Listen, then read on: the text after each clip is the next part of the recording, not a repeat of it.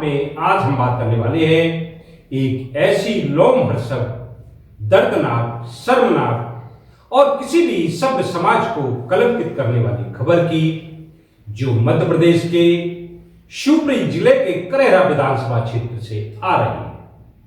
खबर यह है कि करेरा के पास जंगल में बड़ी संख्या में गौवंश मृत पाया गया। प्रमाणिक खबर यह है कि यह मौतें सामान्य मौतें हैं।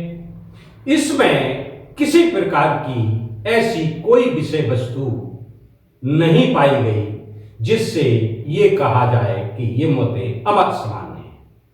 इस तरह की खबरों का आना, चर्चा का विषय बनना, दुख व्यक्त करना, ये कोई नई बात नहीं है। चाहे गौवंश की मौत सड़क पर हो या फिर सामान्य मौतें हो, लेकिन अगर समाज और समूची सभ्यता को समृद्ध करने वाली जो पीढ़ी है, जो जीव है, वह गौवंश है। और जब इस तरह की घटनाएं होती हैं तो निश्चित ही यह उस सभ्यता को कलंकित और लज्जित करने वाली होती। कहते हैं, श्रेष्ठ संस्कृति से अनभिज्ञ संस्कारों का स्वार्थी होना स्वाभाविक होता है, मगर जब देवतुल्य, न्यायप्रिय सत्ताएं असंवेदनशील हो, क्रूर हो और कर्तव्य विहीन हो जाएं, तो निश्चित ही इस तरह की घटनाओं का होना स्वाभाविक है।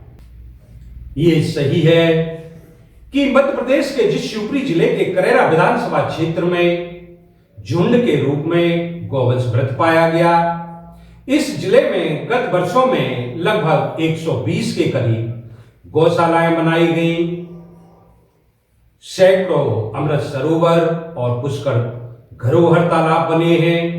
अगर यूं कहें कि 1 सैकड़ा करोड़ से अधिक की राशि व्यय की गई है, मगर व्यवहारिक सच यह है कि जिस गौचर भूमि को राजा, महाराजा, आक्रांता, अंग्रेज तक खुर्द-बुर्द नहीं कर सके, अगर खबरों की माने, अपुष्ट खबरों की माने, तो ना तो अब गौचर ही सुरक्षित बचे हैं, दबंगों के कब्जे में हैं, और ना ही गौवंश का विश्राम स्थल और पेयजल के बहे स्रोत जिससे वह अपनी प्यास बुझा सके। अगर यूं कहें कि जिस गौवंश के साथ प्रभु कृष्ण ने अपना बचपन बिताया, गौधन का सम्मान दिलाया, जिस प्रभु कृष्ण की कथा सुन के लोग अपने को धन्य समझते हैं, आज ऐसे समाज में गौवंश के साथ इस तरह की घटनाओं का होना निश्चित ही किसी भी सभ्य समाज को कलंकित करने वाला ही कहा जाएगा। देखा जाए तो गौवंश वह धन है जिसने मानव समाज में कई हष्ट-पुष्ट पीढ़ियां दी, बचपन को स्वस्थ तंदुरुस्त बनाया, खेत, जल, जंगल, जमीन को समृद्ध बनाया। अगर यूं कहें कि पृथ्वी पर मौजूद कई जीवन ऐसे हैं जिनको समृद्ध बनाने में गौवंश की अहम भूमिका रही। ऐसा नहीं है कि सत्ताओं ने काम नहीं किया। हाल ही में देखें तो गत वर्षों में जिस तरह से उत्तर प्रदेश सरकार ने गौवंश की सुरक्षा और संरक्षण को लेकर बड़े बड़े काम किए हैं, वह निश्चित ही सराहनीय कहे जाएंगे। कार्य तो मध्य प्रदेश सरकार ने भी किए, मध्य प्रदेश में गौशालाएं बनाई गई, करोड़ों रुपया खर्च हुए, मगर जब इस तरह की घटनाएं आती हैं तो सवाल होना स्वाभाविक है।